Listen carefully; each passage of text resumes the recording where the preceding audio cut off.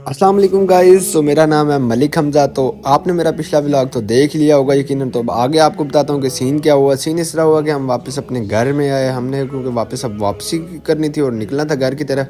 वहाँ पे पहुँचे तो आगे बच्चे भी खेल रहे थे और छोटे छोटे बकरी के बच्चे आए, इतने खूबसूरत। ऐसा लग रहा था कि ये पता नहीं कोई अजीब सी मखलूक है, इतनी खूबसूरत और इतने जो हमसे मानूस हो गए थे। भाग भाग के हमारी तरफ वो दौड़ के आ रहे थे और इतने खूबसूरत। हमने उनसे लाड छट किया, दिल तो कर रहा था कि इनको उठा कर ले जाएं, लेकिन आपको पता है कि वो किसी की चीज़ होती है। तो बच्चे पीछे खेल रहे थे, इतना खूबसूरत मंदिर था। अंदर आए घर में तो भाई ने जो है फार्म हाउस तैयार किया हुआ था। यहाँ पे हमने मुस्तकबिल में चूज़ों को पालने का प्लान तैयार किया हुआ था ईद के बाद। ये देख सकते हैं जी, हम खाना खाने पे टूट पड़े क्योंकि हमें दिन भर की भूख लगी थी और टाइम हुआ चाहता था शाम के 5:30। और खाना शाना सही करके टाइट करके तनावल किया। तनावल करने के बाद हारिस साहब का जो है मूड चेंज हो गया। कहते हैं जी मैंने अपने खालू के घर की तरफ जाना है। मैंने कहा भाई जान लेट हो गए हैं, 5:30-6 हो गए हैं, सर्दी भी आ रहा था। आपने कहा बाइक भी मैंने चलाना। मैंने कहा या अल्लाह खैर करी, क्योंकि आपको पता है कि किसी के पीछे बैठो तो इतना ज़्यादा डर लगता है। मैंने दिल में सोचा यार मेरी शादी भी नहीं हुई तो अगर कुछ हो गया तो फिर क्या होगा।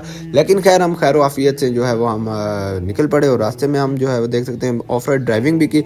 हम पहुंचे जी हारिस साहब के खालू के घर। वहाँ पे आप कुत्ता बाहर बैठा हुआ अपना ही सीन कुछ बयान कर रहा था, हमें देख के जो वो भी पुकार उठा। और इतनी देर में जो है हमने नमाज मगरब अदा की, क्योंकि नमाज मगरब का टाइम कज़ा हो रहा था और घर वालों ने हमारी खूब खातर तवाज़ो की। अबू बकर भाई भी वहाँ पे हमें मिल गए।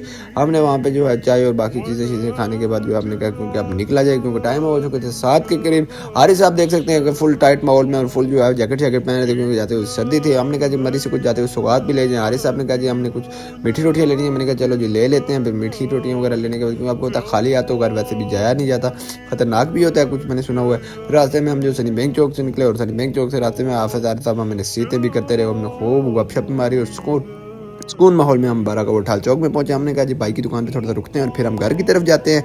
ये था जी हमारा आज का पूरे दिन का व्लॉग, बकरियां बच्चे और खाना पीना और खाला के घर जाना। और मिलते हैं जी नेक्स्ट व्लॉग में। सब कुछ आपको एक व्लॉग में मिलते हैं नेक्स्ट व्लॉग।